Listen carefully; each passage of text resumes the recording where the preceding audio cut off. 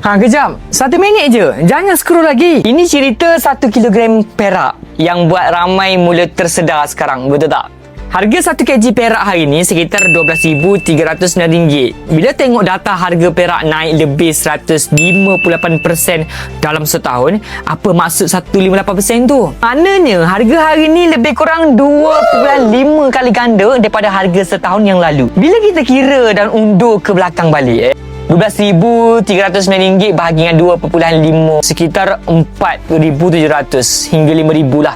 Itulah anggaran harga 1 kg perak setahun lepas. Dalam masa setahun je, nilai naik hampir RM7,000. Kenapa perak boleh naik macam ni sebenarnya?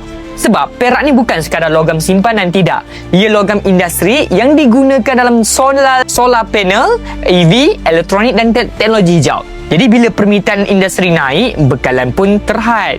Alright, harga jadi agresif. Dengan sekitar RM12,000, anda dah boleh pegang 1 kg perak fizikal. Bukan atas kertas, bukan nombor atas skrin semata-mata. So, soalan dia sekarang ni, nak tunggu harga makin jauh atau nak mula simpan mas boleh capai sekarang ni?